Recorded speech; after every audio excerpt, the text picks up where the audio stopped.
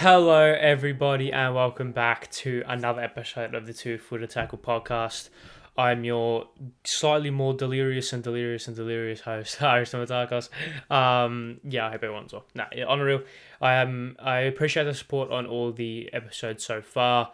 I think I'm kicking. Maybe not. Maybe I've finally hit my stride in a sense. I start to feel a little bit more energetic. Start to not feel tired. Recording these, which I did for the first couple, but I think we're well and truly in the swing of things now. The first proper match day or proper match week in a sense, first game week, if you want to call it that, is done and dusted. Every single team has played once. We all know what we can expect from every single team in the tournament. So we'll touch on, as you can tell by the title, who was the most impressive side a little bit later on. After I should say, we touch on all the games, which as we always do, and we will always do on this podcast. We touch on every game at this 2022 FIFA World Cup, but I hope everyone's well. I hope the day showed you well. I hope the slightly boring start to the day kind of kicked in, you were able to get through that and get to the more exciting games towards the back end of the day. But it has been a little bit of a boring World Cup. A couple of nil-alls, or too many nil-alls for my liking. A couple of 1-0s, a couple of 1-0s, but it is what it is. I feel like a lot of teams are struggling to figure each other out, which is something that we'll touch on, I'm sure, when we speak on a couple of games. But yes, I hope everyone's well. I thank you all for the support on most recent episodes. Thank you all for the support on all the episodes so far. Once again, make sure you share it around, give it some love. It would mean more than the world to me, and it makes this all worthwhile when I say it growing and growing. But yes. Any other news? Oh yes, okay. So this background, may as well mention it now, considering I've done it. This background's going to get some addition soon. Of course, it is very bland, very boring. The only thing you can really look at, apart from myself, are my shutters. And of course, the wall makes it look like the frame, like I'm not in center, but I actually am in center. But the wall doesn't makes it look like I'm not in center of frame, but I am. But yes, this background will be getting some upgrades very soon, hopefully. Fingers crossed. So you can look forward to that. You can look at something that's not my face, or the mic, or the shutters, or a plain white wall, or the corner. So you more visually appealing, maybe. But yes. Is that all? Is that all I need to speak about? And all of the socials as well. Once again, I'm not plugging them all individually anymore. On YouTube, all the links are in the description. If you go to the Twitter, if you go to the Instagram, they've got there's like a link tree bio there. Link in the bio where you can just go to all the links, and then you can do whatever you want to them. So that's enough. 3 minutes. Let's actually start watching, or let's start talking about the football. Let's start off as we always do with the first game, 9:00 p.m. on Thursday night for Australian people, and it was Switzerland Cameroon. Now, this game, of course, we don't know how it ended, but pre-game I was a little bit bullish on the potential of this game because I knew that more likely than not it would be low scoring because Switzerland are a very disciplined side in particular. They like to be very patient. They like to kind of suffocate games, and obviously because they don't have a lot of talent. They have talent in areas, especially in central midfield. They've got talent up front. They've got talent, but they don't have like a standout player, right? So Switzerland naturally will like to suffocate a lot of games and really just hold their possession and hold their shape, hold their structure, and really make games. I wouldn't say boring because that's a little bit unfair, but they like to just hold games and just be really patient with what they're doing,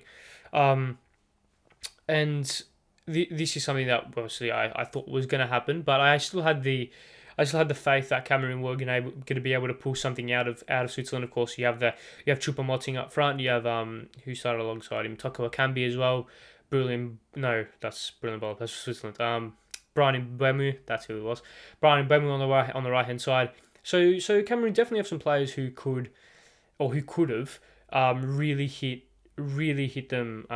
Switzerland on the counter attack and really hurt them when it comes to pace and when it comes to kind of playing in between the lines and trying to bring something out of that Switzerland side to make the game more end to end. Obviously, Switzerland are very adept at versing teams. Of course, when you come up against like your Spain's, your Germany's, your France's. In Europe, you are very well disciplined in order to counteract that and just ensure that you play your game and don't allow them to bring anything out of you that you don't want to, in a sense. But I kind of had a little bit of faith that this game was going to be a little bit more exciting than what it was. unfortunately, it was pretty boring. Now, of course, it ended 1-0 through a brilliant bowler goal. Really, it was a 0-0. It was the most 0-0, 1-0 I've ever seen in my life. It was just one of those things where you can't. It was one of those things where it's probably the worst two teams in the group, um, and they weren't really trying to win. Neither side or both sides went into the game wanting not to lose. Neither side came out to win. And that was evident by the way that both sides played. I know obviously this is very typical of the Switzerland style of football. I'm not too sure about Cameroon. I'm not that clued up. I haven't watched them as in depthly as what I've watched Switzerland, so I can't comment on in that regard to a good extent. But yeah, it was if I can speak, it was what I thought it was going to be. It was what I expected that game. Like I said, Switzerland were just being very patient in possession, holding the structure, being very disciplined, which is a good way of playing football, especially tournament football. We saw they got to the quarters in the Euros. I think they lost on penalties in the quarters in the Euros as well. So they really could have got to the semis, if my memory serves me right. And they play really good tournament football. So you can't expect them to do anything less, and you can't kind of criticise them for that because I think any side would want to do the same. When you look at Cameroon, they were really waiting for their moment to play that long, direct ball. That is something that was clear to me, especially quite early on. They were looking to get the ball to Choupo-Moting, to Toko Akambi, especially quite early, where they can get the ball, carry the ball forward. Of course, Eric Choupo-Moting's playing is in unbelievable form for Bayern Munich. He scored a goal a game for the past, I want to say 9 or 10 games for Bayern Munich, which is pretty good. So I had faith in him to get the job done in a sense. I know, of course, he was playing for Cameroon and not Bayern Munich, but you thought that he was going to try and if anyone was going to bring something out of that Switzerland defense and really make a breakthrough for Cameroon, it was going to be him. On the counter attack, he was dangerous. In transition, he was very dangerous. And when you play a side that is very structured and very disciplined, like Switzerland, and like a couple of other very good sides in Europe and in South America as well, you need to kind of, I wouldn't say rely on, but you need to have that insurance policy of that player who can pick up the ball, take a pass a man, and shoot. Like you need that insurance policy in a sense, because if you can't break them down structurally because they're just that good and they're that solid, then you need that player that can really change the game. And Choupo-Moting was that for Cameroon. Unfortunately, he didn't really do that a lot. He got subbed off, I think, probably about the 70th minute, if my memory serves. He had a couple of chances, especially on the counter, driving the ball forward, carrying the ball forward at pace, with intent, with tempo, and that's something that he's very good at.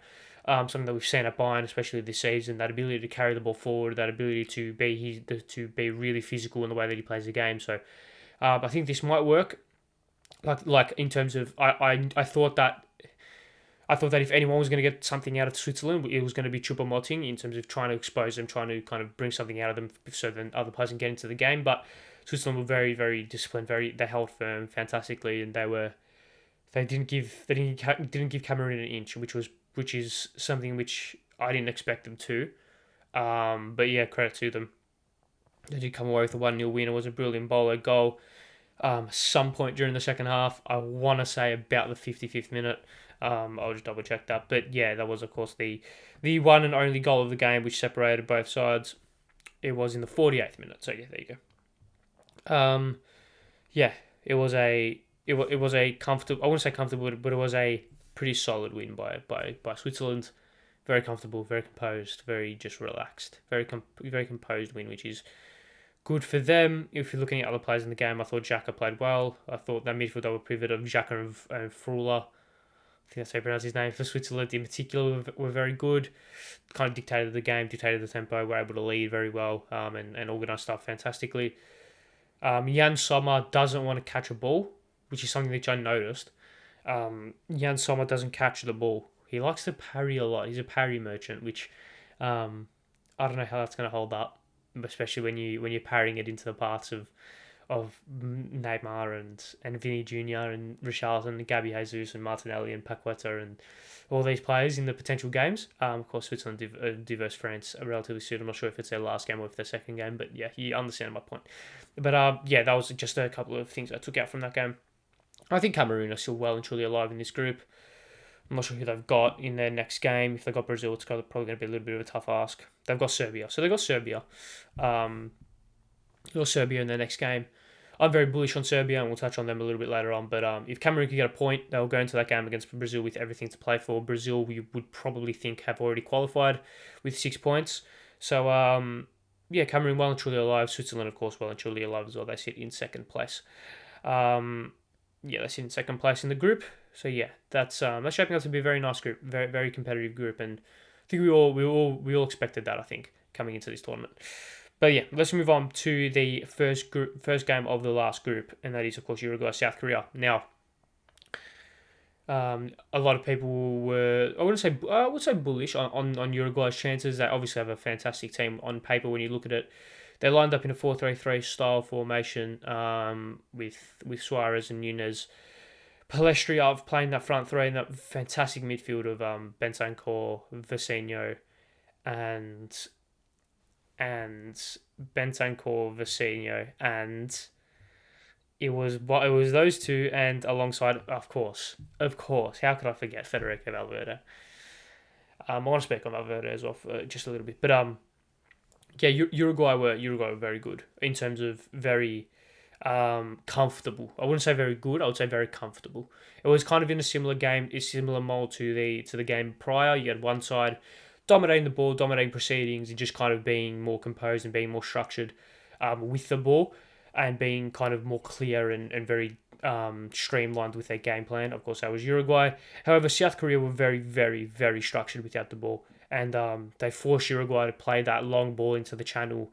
And because of how structured and how disciplined they were able to drop deep quickly and just shut all that out, which is something that they needed to do. Otherwise, you're going to get the likes of Suarez and Darwin Núñez in behind, Palestri in behind, in those channels. As you can hear my voice slowly going, that's not good. Sorry, my apologies. I just felt it go there for a little bit. Hopefully, it comes back. Yeah, so you have. Oh, that's not coming back. That's getting worse. Sorry, I'm just going to mute quickly. I'm going to keep all this in. This is good content, but I'm just going to mute ever so quickly.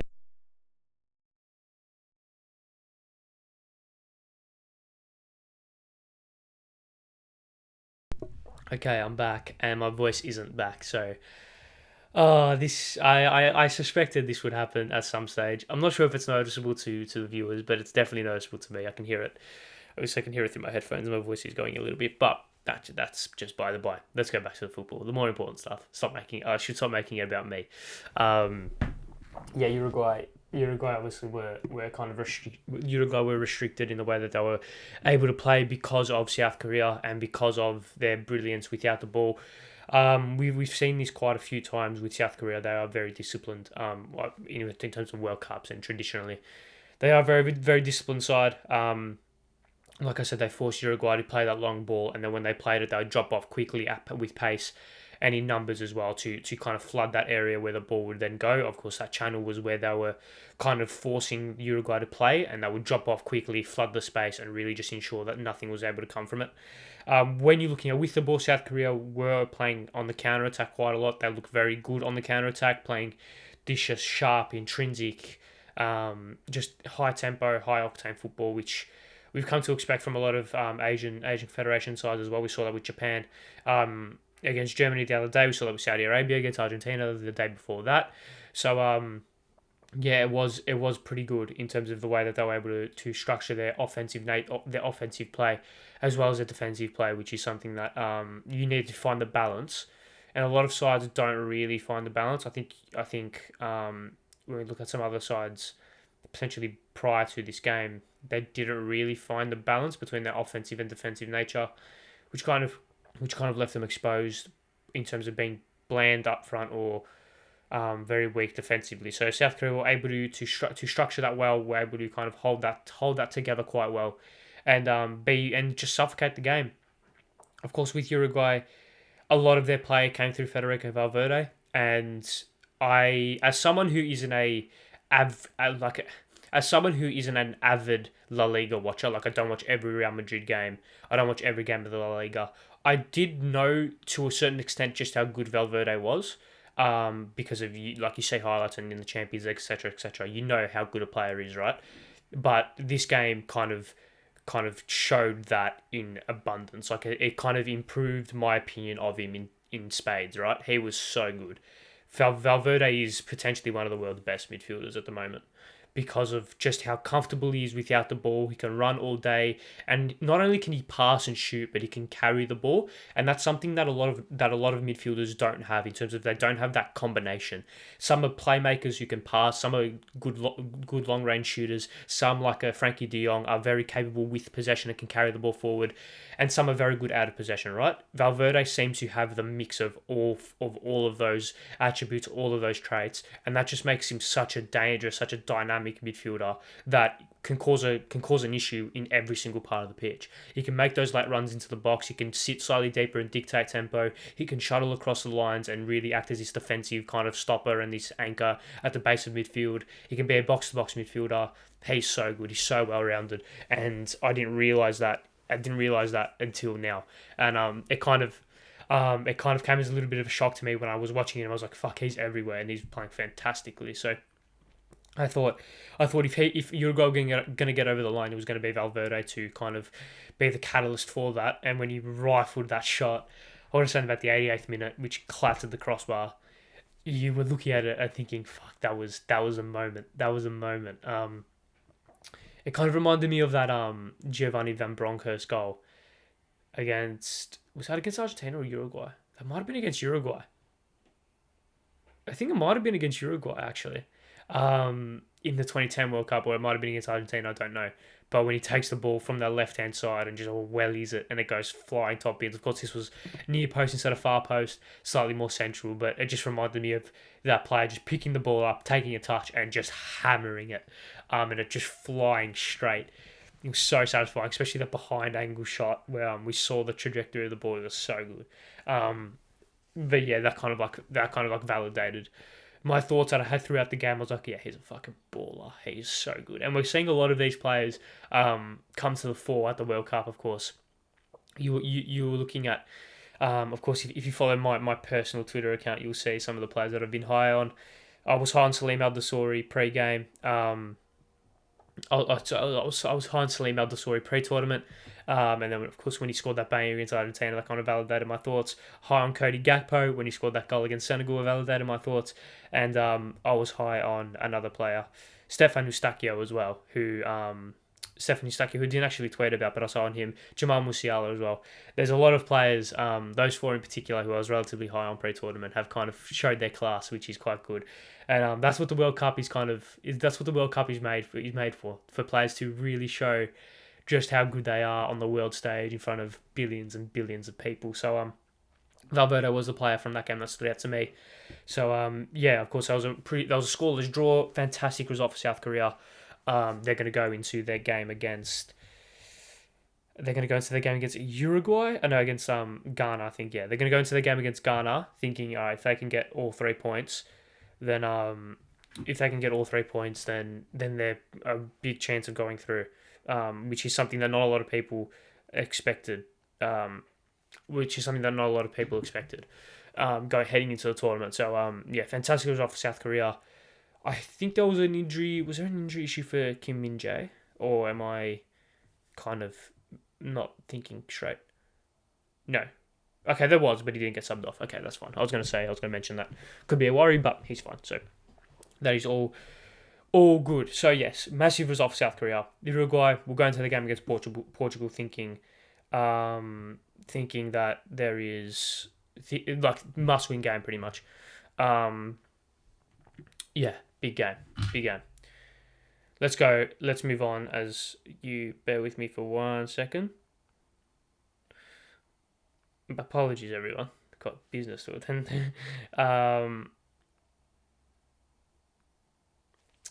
Yes, anyway, let's go. Let's move on to the Portugal-Ghana game. This, of course, was a game which I fell asleep halfway through of. Apologies. I needed to wake up for the Brazil-Serbia game, and I simply can't stay up all night for that 3 o'clock, 6 o'clock game, fall asleep at 8 o'clock, wake up at 11 or 10:30. and then come and record. I couldn't function, so I had to have that quick power nap in between. But from what I gathered, from what I looked of course, the first half, from the first half that I watched, and of course from the other games, or from the highlights and the mini match and parts of the mini match and Twitter and etc., reading up on the game. A couple of thoughts I came out of this. I won't speak about this too in depthly because I don't think I'm in the correct position to. But the pen was never a pen in my opinion. Don't know how we can come to that decision with VAR, but I mean, it is what it is. I feel like we literally can't expect anything more because I think for the third time it's VAR. So, yeah, fucking, I don't understand. I don't understand it. I simply don't understand how VAR can come to that decision. But it is what it is. What else am I going to speak about here as I look at my notes and kind of think about where I'm going to go with my next points? Let's speak about Ronaldo. He's the main storyline that was coming through this game, right? And I of course had a multi on. Of course I did. Gamble responsibly, ladies and gentlemen. Gamble responsibly. But I had Ronaldo to score a hat trick, score a direct free kick, and to get booked. I was paying something like $400. I just put a cheeky dollar on it, right? All in good fun. And I just thought, he's going to do something, isn't he? And I think he put the ball in the back of the net, but he was offside. He had a fantastic chance one-on-one off a quick turnover, which he scuffed. He scuffed a touch, and the keeper came out and did well.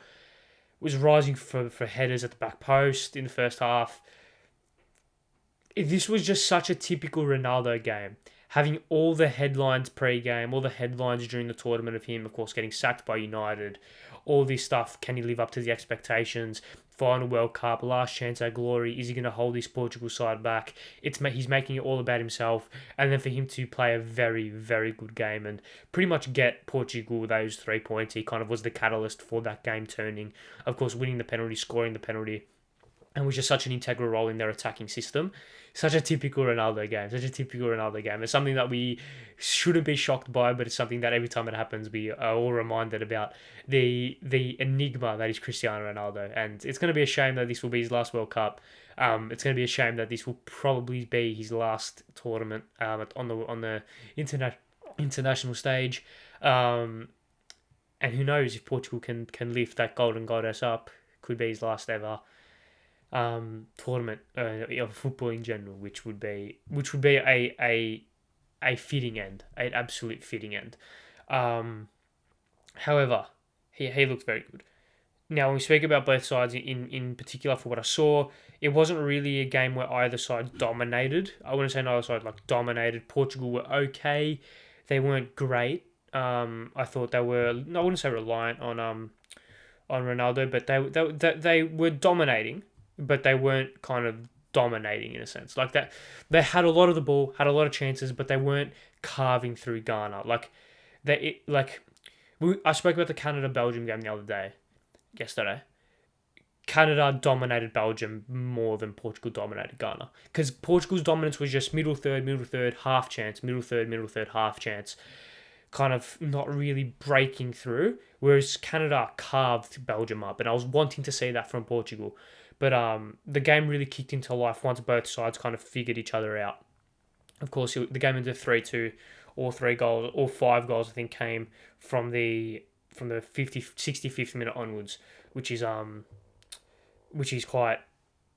just goes to show that there was this level of this like feeling out period that both sides went through in order to kind of break each other down and to really establish a dominance over each other. But or attempt to establish dominance over each other. It was how do you describe this game? I think both sides. I think Ghana really needed to get a result, but then again, they're going to go into that game against South Korea with everything to play for. Because if they get all 3 points, they're going to go into that game against Uruguay thinking, all right, if we can get a draw, we can potentially get 3 here. So, both sides, of course, Portugal will go into that game against Uruguay thinking if we win, we're through. Even if we get a point, you'd think we get a point against South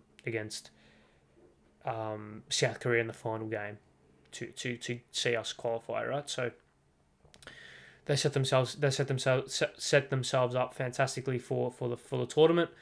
And yeah, Ghana looked okay. I didn't mind Ghana. I didn't mind Ghana in the slightest. They did what they needed to do to repel danger for as long as possible, and even when they did concede, they bounced back and got that equaliser.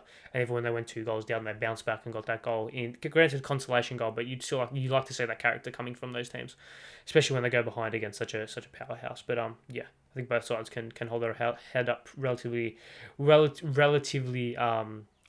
high coming in the back end of this game, or coming into the outlook of this game. Let's move on to the final game of the day, and that is, of course, Brazil-Serbia. I watched this game. I got up and watched this game. I was very, very excited for this game. I, of course, predicted 2-1 Serbia. Sorry. I, of course, predicted 2-1 Serbia prior to the game kicking off, of course, last pod. I predicted that, and I just thought that Serbia, especially on the counter-attack, and with Mitrovic up front, he could do the business. But I've got my first kind of dot point of this game in my notes is Brazil, saucy. They've just I forgot just how exciting Brazil are to watch.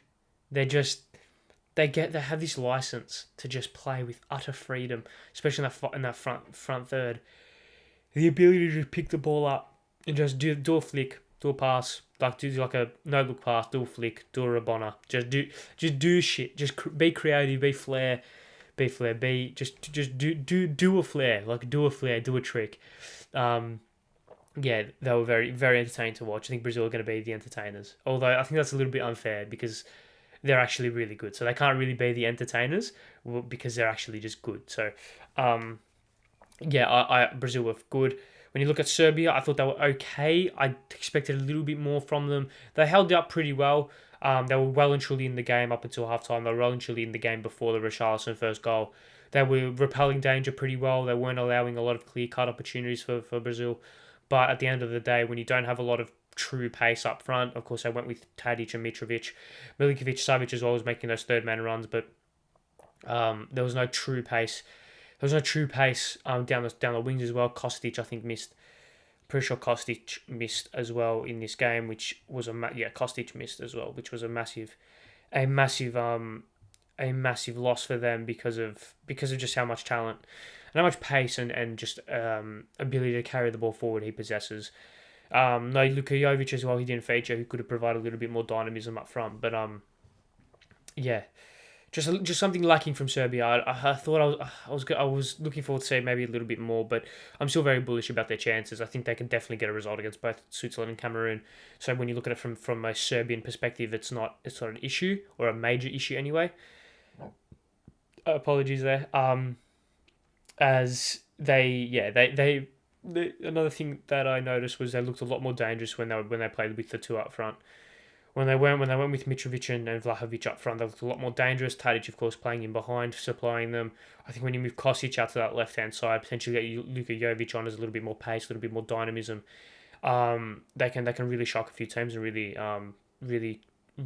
like show how good they are and really establish themselves. I just thought with one up front they weren't really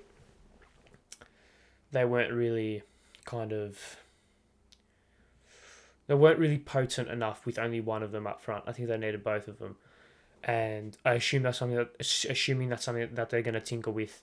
They're going to tinker with when it comes to the other games, because I feel like when you have that presence, like of course the Brazil centre halves, it was Thiago Silva and Marquinhos as well. When you have Casemiro, all these experienced defenders, right? Very experienced defenders who know how to deal with big intimidating strikers. They obviously got bucket loads of talent as well. Those three players, the two centre halves and Casemiro, dropping slightly deeper, right? So they know how to deal with them. They're very adept at dealing with them. But however, when you come up against someone like a Cameroon or a Switzerland who don't have as much talent in that defensive half partnership, then you can really get at them and really intimidate them with those two strikers, feeding them with Tadic and with Kostic and with other players. That's, I think, Serbia's main kind of that's going to be their main avenue for success heading into the other games in the tournament. But yeah, they looked a lot. They looked very dangerous. They looked very dangerous when there was two up front um, instead of only one. But I'm sure that they're gonna tinker with that. When you look at a Brazil perspective, that Richarlison goal was pretty good, huh? That was a fantastic strike, especially the second one was really good. The touch was a little bit suspect, but he recovered fantastically, and it was a fantastic finish, a really really good finish. A little bit surprised he started. I wouldn't say surprised he started. I thought they would have gone with Neymar up front. I thought they would have gone with Neymar up front, Paqueta as a 10, and Fred alongside Casemiro or even Fabinho. But they went with Fabinho. Right? He's in the squad. Yeah, Fabinho. I don't know why I thought Fabinho wasn't in the squad, but yeah, I thought they'd go with Neymar up front, Paqueta as a 10, and either Bruno, Guimaraes or Fred alongside Casemiro. But no, they went with the true out and out number 9, which worked. I was going to speak about it tactically, but it's undeniable. It worked. 2 goals, 1 in the game. Fantastic. Exactly what they needed. Exactly what the doctor ordered. Got their tournament off to a more than capable, more than perfect campaign. So yeah, they really just, I wouldn't say. When you look at the stats, it says that they dominated, but I think that's very unfair on Serbia, because I think they did a lot right. I think Serbia did do a lot right in terms of restricting space and hitting on the counter. Very disciplined, direct counter attack. But yeah, it was one of those things. Unlucky Serbia. I'm annoyed. I'm a little bit annoyed. Woke up for that game expecting to see a little bit of an upset on our hands, but it is what it is. Brazil. I think you can't knock them. Can't not give them credit. They were fantastic, and they were they were perfect, borderline perfect, which is good for them. Yes. So they're the 4 games. Now, before we move on to the preview, I want to touch on and answer the question in the title: who's the most impressive side from the first game week? Of course, we have seen every team play now. Of course, we move on to Friday night as I record this. To the we move back to the start of the group. I think Wales-Iran is going to be the first game. So everyone will now play again. When you look at the most impressive side, I think it comes down to 2. I think if we look back at the results ever so briefly. If we move up, let's go through the games, and let's go through the games and rank the performances of each team. I think that's a pretty good way to do this. So Qatar, Ecuador, let's go all the way back there. Qatar, rubbish, absolutely dreadful, 1 out of 10, if that. They couldn't control the ball. They came back into the game a little bit in the second half, but terrible. Ecuador, I thought they were okay. I thought they got 2-0 up, and they just put the foot off the gas and rested. Just maintain their energy, maintain their all that good stuff. So I'm going to give them a 6.5 out of 10, maybe 7 out of 10 for Ecuador. England, 10 out of 10. Fantastic, brilliant, perfect, unbelievable, scintillating, orgasmic. Just really good football. Iran, I thought Iran were okay. I wouldn't say okay. I thought they were below par. I'll give them a 2. I was going to say 3, 2. Senegal, Netherlands, I thought Senegal were very good. Funnily enough, I might actually give Senegal a higher rating than Netherlands here. I don't think you can do that. I think that's pretty. You can't do that. I'm going to give Senegal a 6. I'm going to give Netherlands a 7. Yes, I think that's right. USA, Wales. USA first half 10. USA second half 1. Wales first half 1.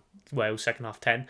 No, in all seriousness, I'll give the USA a 6.5 out of 10. Wales, I'd give a 6. I just think the USA's period of dominance was a lot better and a lot more dominant than Wales's period of dominance.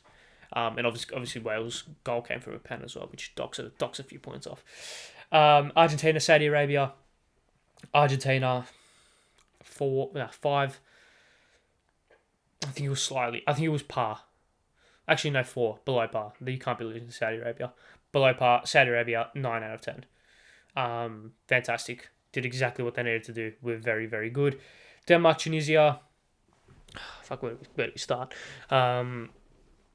Denmark, 5. Tunisia, 7. pretty meh game. Mexico, Poland, 5 across the board. Jesus, thank God I didn't stress myself too much over that game.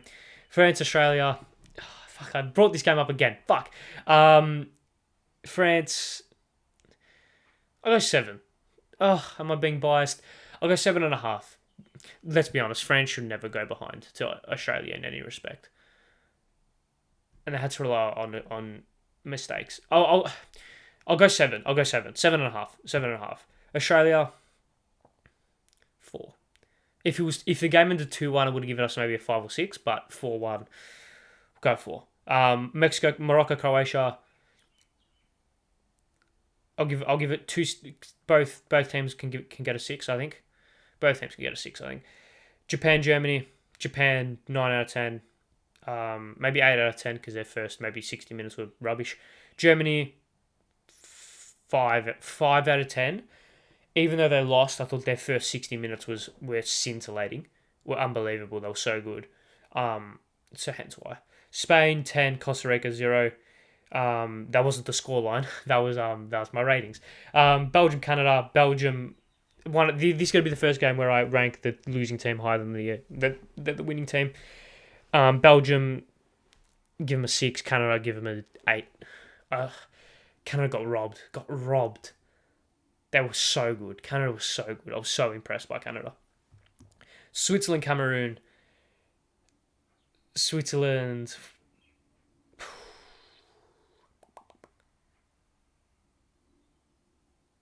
6. No, Switzerland 6.5. Cameroon 6. Yeah. Uruguay, South Korea. I'm actually going with 7s for both of these. Despite it being a nil or draw, and despite there being no shots on target, I was impressed by both sides. So I'm going to go with 7 for both of those. Portugal, Ghana. Ghana, I think from what I saw, played okay. Like I said, I'll give Ghana a 6.5. I'll give Portugal a 7. Brazil, Serbia. Brazil an 8. And Serbia, unfortunately, a 5. I should have probably wrote those down and remembered those, but if I have to give my overall conclusions based on like pound for pound best performing team, I'll go Canada, Brazil, England. Canada, Brazil, England with a special shout out to both Japan and Saudi Arabia. But I'll tell you what, I was actually most impressed by Canada. Most impressed because in terms of when you look at expectations, I knew Brazil were going to bring that level. So I wasn't impressed. I was just like, yeah, this is what they're going to show. Once again, same thing with England. But with Canada, I was like, I don't know what to expect from them. And they went well beyond any of my expectations. So if we're talking me being impressed, Canada, if we're talking overall best performance, I think you've got to say Spain or England probably.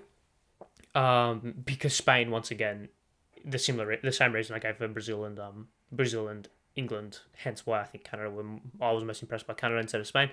I think when you look at impressive performances in terms of just objectively speaking, I think England and Spain. If I had to pick, Spain were very good. Do I still have them? I still have them up. Yes, I didn't change them. Look at how good that is, and look at how good that is. Anyway, sorry, I literally, that's so funny. I'll go with England. Oh, that's so funny. I'll go with England. I'll go with England. They were my most impressive team in terms of objectively. Oh, Spain scored 7 and didn't concede. Spain scored 7 and didn't concede, but England were coming up against a harder opponent.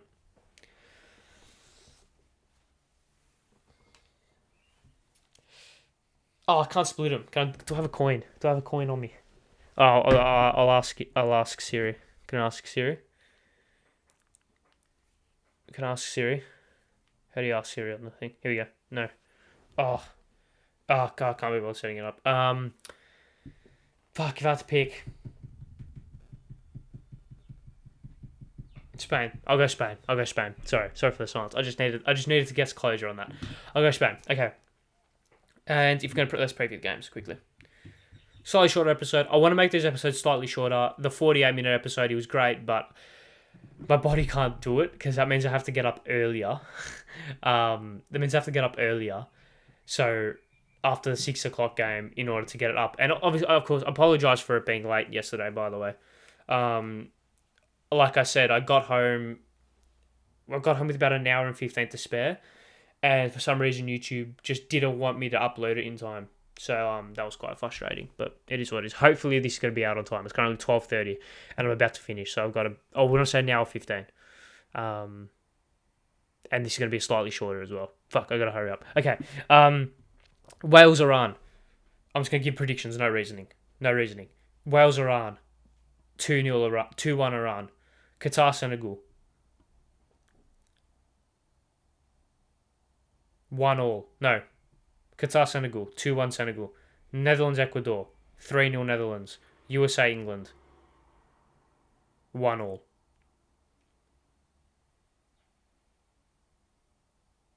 Yes, 1-1. Okay. That is it. That is it. I'm not going to give any reasoning. Because I don't need to give reasoning. It's my podcast, so I can do what I want. Yes. Thank you. Oh, how's the voice going there? Thank you all very much for watching another episode. Thank you all for the support. Socials, Anchor, Spotify. I'm doing it. I'm listing them off. But yes, thank you all very much for watching another episode. Thank you for joining me once again on a very, very, very tired Friday morning. But yes, thank you all very much for watching. I already said that about 4 times. Make sure you share it around, give us some love, like, subscribe, follow all the socials, audio platforms, 5-star rating. Follow me on all the socials, follow the pod and me as well. Would mean the world. So yes, thank you all very much for watching. See you guys tomorrow. Leave your thoughts, predictions about the upcoming games. Here we go. Leave your thoughts of like predictions and stuff for the upcoming games in the comments below, and we'll see who's right. But yes, thank you all very much for watching. See you guys tomorrow. Goodbye.